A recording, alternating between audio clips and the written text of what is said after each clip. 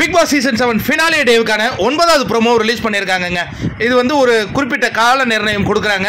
உங்கள் மனசில் உள்ளதை நீங்கள் பேசுங்க, ரசிகர்கள்ட்ட பேசுங்க. வாக்குகள்லாம் முடிஞ்சிருச்சு, இருந்தாலும் நீங்கள் மனசில் இவ்வளோ நாள் சொல்ல முடியாததை சொல்லுங்கள் அப்படின்னு ஒன்று மாயா வராங்க. நான் இங்கே இருக்கிற கேமராவை பற்றி நான் கண்டுகிட்டதே இல்லை, கேமராவுக்காக நான் எதுவுமே செஞ்சதில்லை.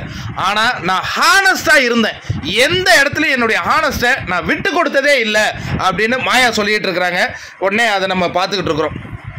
இதுவரையும் நான் ஹானஸ்ட் தவறு எதையும் செஞ்சதில்லை அப்படிங்கிறாங்க. அதற்கு அடுத்தது மணி, நீங்கள் என்ன, அதாவது நான் ஒருத்தவங்ககிட்ட ஒரு தவறு இருக்குதுன்னா அதை போய் அவங்கக்கிட்ட நான் திரும்பி திரும்பி திரும்பி திரும்பி சொல்ல வேண்டிய அவசியம் இல்லைன்னு நினச்சேன். நான் இந்த கேமை நான் ஆட வந்திருக்கேன், நான் எதுக்கு மற்றவங்கள பார்ப்பானே அப்படிங்கிற ஒரு மனநிலையில் தான் நான் இருந்தேன். இன்னொருத்தவங்களை நான் ப்ரொடெக்ட் பண்ணினேன். விஷ்ணு என்ன சொல்கிறாருன்னா, பூர்ணிமா நான் இந்த நேரத்தில் உங்ககிட்ட நான் சில விஷயங்களை சொல்லணும், உண்மையாக நீங்கள் என்ன தவறாக புரிஞ்சுக்கிட்டீங்கன்னு நினைக்கிறேன். இன்னொரு விஷயம், நான் இந்த நேரத்தில் விட்டேன்னா இனி சொல்ல முடியாது, உங்ககிட்ட நான் ஒரு விஷயம் சொல்லணுன்னு ஒரு சஸ்பென்ஸ் ஏற்றுறாங்க இந்த ப்ரோமோவுக்கும். அர்ச்சனா வராங்க. இந்த அர்ச்சனா இதுக்கு முன்னாடி யாராவது கொஞ்சம் அதிகமாக பேசுகிறாங்க, ஒரு மாதிரி பண்ணுறாங்கன்னா அந்த இடத்துலேருந்து நான் பயந்து போயிடுவேன். இனி எந்த தடை வந்தாலும் அதை எதிர்த்து நிற்கும் தைரியம் இந்த அர்ச்சனாவுக்கு கிடைத்ததாக நான் நினச்சிக்கிட்டு இந்த பிக் பாஸ் வீட்டிலேருந்து சந்தோஷமாக வெளியேறி போகிறேன் அப்படின்னு அவங்க சொல்கிறாங்க.